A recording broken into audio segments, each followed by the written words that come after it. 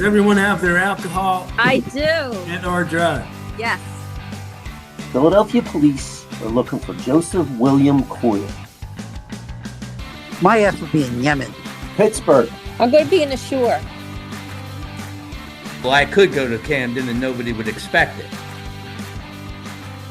MADCAST is recorded before a live studio audience. Welcome to MADCAST. In this episode, we take you to Philadelphia, 1981. Most of us were there, but in case you weren't, the president was Ronald Reagan, the first space shuttle was launched, Donkey Kong made its debut, Betty Davis Eyes and Tainted Love were all over the radio, and fashion was moving away from the overdressed disco style to make room for the big hair, fat ties, and spandex everything of the 1980s. In the middle of all that, a young man named Joey Coyle from South Philadelphia got his 15 minutes of fame. Take it away, Steve.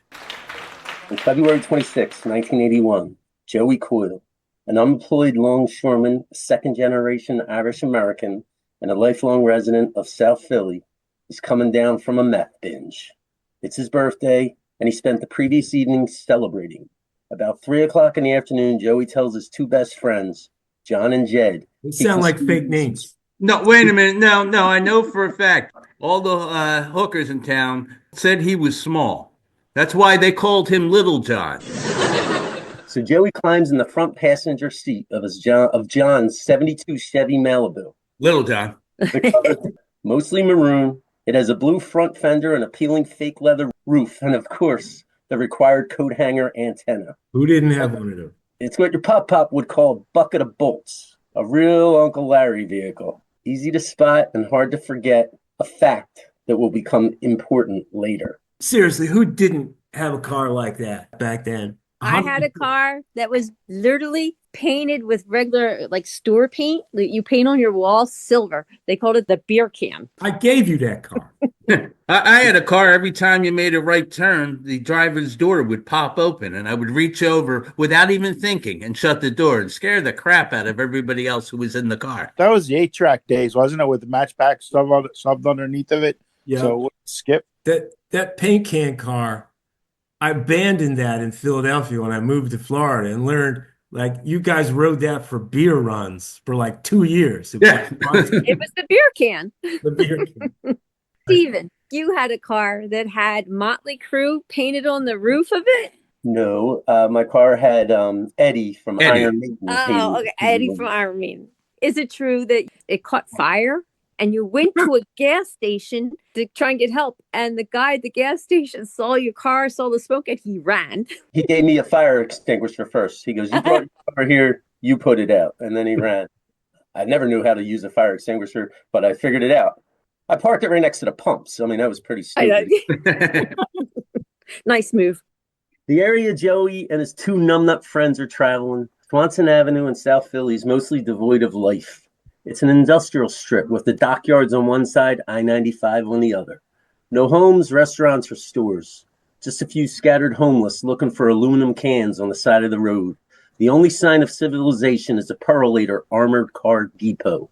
Another important fact. That part of town, I didn't go down there that far to South Philly, but I remember riding Delaware Ave right past Penn's Landing, and it was just empty. All except there was a strip club there. It's now a gentleman's club, so it's much better. The bartender's name was John, but that's not important. Joey Coyle's been awake for over 24 hours. He's strung out, broke, but you know the feeling. He just wants to keep the party going. I think we should stop here. I think we need Rob. We all have that friend that wants to keep the party going. Right. Joey spies something on the side of the road near the armored car depot, a metal bin of some kind. He orders John to pull over, thinking he might be able to turn over whatever is inside for cash at the recycling center over on the Jersey side. What he finds is a bin, pure later money bag, containing $1.2 million in $100 bills. Whoa. That's the part I didn't get. It was just laying there. The car was gone, right? The armored car? Yes. The armored car was completely gone. It was just the metal box with the money in it. Yep. I'm not sure what I would do, but I know his first thought was meth. Right? What Joey does, he hops back in the car, clutching the treasure in his arms, and he tells John, punch it. Good plan. Anybody's going to do that. You're going to grab the money, even if you're going to turn it in. You're going to be rich for at least 20 minutes. You're going to be like, my precious. At the very least, you need time to think this through, man. Right. I find $1.2 million in a bin. My first thought isn't going to be, well, I'm going to take this back to the Purolator Corporation. Dude, back then, that was a lot more money than it is now. I mean, now it's going to get you a couple tanks full of gas, but back then. Maybe he should have sold that bin of money to somebody for like a few $1,000s, you know? Some other sucker would have bought it. A Philadelphia police detective, Pat Lorenzi, gets a call. Purolator armored car driver is reporting some missing money. The driver swears he looked at the back of the vehicle, but when he arrived at the intended location, the door was ajar and a bag of cash missing. Lorenzi had fielded calls like that before. Usually it was a cash drop from a supermarket or a liquor store that got left behind. A few thousand tops. Enough to get someone fired, but not a federal issue. Turns out the Purolator bag was a pickup from a Jersey casino and was on its way to the Federal Reserve. 1.2 million in non-sequential, unmarked, untraceable $100 bills. As clean as money gets. Joey apparently didn't know that it was clean and untraceable. I was just about to say that. Doesn't that kind of change the calculus? That's true. He did not know that. I don't think he would know either way. Like, how would he know? I don't think he would have even realized what marked dollars were. I mean, if it's unmarked and untraceable, you could just take it home, stick it under your bed for a year, and then it's yours. Yeah. And keep your mouth shut. Spend it slowly. Continue to work. I would pay for cash for little things as much as I can. And just slowly use it. I'm on a plane to fucking Vegas, man. And hookers, man. Yeah, I'm going Joey Coyle. Mm-hmm. So what happened when the police showed up? Let's ask Steve. Lorenzi interviews the Purolator driver and his assistant, the first suspects. 9 times out of 10, it's an accidental loss, and if not, an inside job. Lorenzi isn't getting an inside job sort of feeling. He tests the door by latching it and then pushing against it. Sure enough, the latch is defective and the door swings wide open. They immediately retrace the truck's path, not finding anything along the way.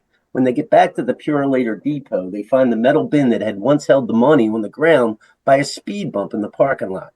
Empty, of course. The bin had obviously dropped from the truck when it hit the bump, and the money was picked up by, well, that's the question. Dun, dun, dun, dun. Dun, There were no dun. video cameras back then, but Swanson was not a major thoroughfare, and it was used primarily by folks who either lived or worked in the neighborhood. The only witness, a homeless man collecting cans near the Purolator depot, reported seeing a young white male with blondish hair pick up a bundle and take off in a beat-up Chevy Malibu, maroon with a blue front fender. To Lorenzi's way of thinking, that car and the 1.2 million are still somewhere in the neighborhood. Today, there'd be a camera, obviously, outside Purolator. There'd be door cameras on every house in the area. It'd take them about 10 minutes to find it. It turns out they probably had to go to the first bar that they saw. They probably would have found them from that location. Speed cameras everywhere today. Yeah. It's absolutely ruining crime. I'm more stuck on the police are taking the testimony of some drug addict bum collecting cans to have accurate information on the description of the guy and the car, make and model. Meanwhile, somewhere in the neighborhood, John and Jed watch as Joey empties the cash out on his bed and counts it. Joey calls his girlfriend. They both roll around in the money while John and Jed laugh. Now that's what I would do. Joey calls his good friend Carl Massey for advice. In Joey's mind, Massey is connected big time to the South Philly mob. He'll know what to do. How many times in Philadelphia has somebody told you that? Oh, that place is all mobbed up. Oh, he's connected to the mob. Isn't it usually bullshit? Well, yes, I know for a fact because I always tell everybody my brother Vinny's involved in the mob because his name's Vinny. I mean, it makes sense. Right. Vinny told me his story one time about Angelo Bruno, and he was dating this Italian girl, and Angelo Bruno is actually sitting in the corner room when he goes to her house. Vinny, Yes. tell us the Angelo Bruno story, the time you met Angelo Bruno at that girl's house or I didn't meet Angelo. Vinny Avallone was dating Angelo Bruno's granddaughter. And this is like total Goodfellas stuff. He would tell me like on Friday nights, okay, he would have his girlfriend, but then on Saturday nights he would see his fiance, Angelo Bruno's daughter. I'm like, whoa, whoa, whoa, whoa, whoa, back. Like, aren't you afraid of like seriously getting whacked because I'm Irish? And I figured like that's what any of us would do. But it was a different culture. In reality, Massey is just a bouncer at a club, sometimes frequented by reputed mobsters. His one claim to fame is that unlike most of Joey's friends, Massey actually graduated from high school, Cardinal Doherty High School in Northeast Philly. Well, I know people who went there. Hey, hang on a second. Steve and I think, are the only ones that graduated there. No, Greg. Thank you. Sorry about that, Greg. Go on. Massey shows up at Joey's house with a shadowy fella who claims to be Sonny Riccoboni, a man made in the Philadelphia crime family. Riccoboni had been a driver for the Godfather himself, Angelo Bruno, who had recently been gunned down in a mob turf war. Riccoboni gives Joey the best advice he will ever receive. Turn it in, Joey, Riccoboni says. They'll give you a reward, call you a hero, and you won't have to run. Not good enough advice for Joey Coyle. Joey makes arrangements for Riccoboni to take the money and have it laundered. Riccoboni will take $1 million, leaving Joey with $200,000 in hundreds. And for a 10% fee, Riccoboni will return the money in smaller denominations, which Joey can then spend without drawing attention. Simple. It is, of course, the last time Joey sees the $1 million. So, I'm guessing Riccoboni rips him off, right? No, wait a minute. South Philly mob guys, they are all honorable. Didn't you ever see The Godfather? They got a code of ethics. He gives Joey the second piece of advice he will ever receive. Get rid of the damn car. A description of the maroon Chevy Malibu with blue fenders all over the news, and the car is parked right outside. Joey and company take the car across the Benjamin Franklin Bridge where Joey holds up at the Admiral Wilson, a flea bag motel deep in the wastelands of Camden, New Jersey. I've been there, but go ahead. Yeah, I've been there. Who hasn't been there? A drunken Saturday night, it was like $40 a night. There's 36. I was never there. No, of course not. Thank you, Jacqueline. We believe that. All of us. Come nighttime, the $200,000 is screaming to be spent. Joey wants to be careful, though, so he borrows a nondescript car from a friend, something sensible, a bright red Cadillac Eldorado with a white convertible top. Yeah, an Uncle Jack car. Yeah. Then this new millionaire heads out to paint the town. For 3 nights, Joey Coyle's in a South Philly Robinhood. He's going from nightclub to nightclub, buying drinks for everyone in the bar and tipping strippers with crisp, non-sequential $100 bills. The city is abuzz with the news. Someone in South Philly has come into possession of more money than most Philadelphians will see in a lifetime, and spreading it around. Yeah, I remember it was real quick. At first, everybody's asking, "Where's the money? Where's the money? What is going?" And then all of a sudden, the news stories start about somebody's spending all sorts of money. Yeah. And then within hours, his name's out. Like a couple days before they caught him. But for those 3 days, man, everybody was just hanging by the radio, man. Like, go, Joey, go. Detective Lorenzi, meanwhile, is canvassing the neighborhood, interviewing bar owners, bartenders, and strippers who come into possession of $100 bills. Within days, he knows who he's looking for, and KYW News Radio makes the announcement. Philadelphia police are looking for Joseph William Coyle, age 28, medium build, a white male resident of South Philadelphia with dirty blonde hair. The thing is, at the same time, Pure Leader Corporation is announcing the $100,000 reward is still good. In effect, they're saying, Joey, just turn yourself in and we'll give you $100,000. What does Joey do? He dyes his hair, buys a pair of oversized boots and a large trench coat. Then he and his girlfriend take a bus to the Kennedy International in New York City. There he buys a one-way ticket to, you guessed, Mexico. Why do they always go to Mexico? Why? Movies. They always do it in the movies. Yeah, and that's exactly what they think they're going to do. The other thing is you kind of want to throw the scent off. I mean, get a two-way. Get a couple of different tickets to a couple of different destinations. There you go. You got the money. Yeah. Back then, I don't even think you needed an ID. You know, you can drive to Mexico too. Yeah. And you know what? Make one of them Yemen. Who the fuck's going to go to Yemen?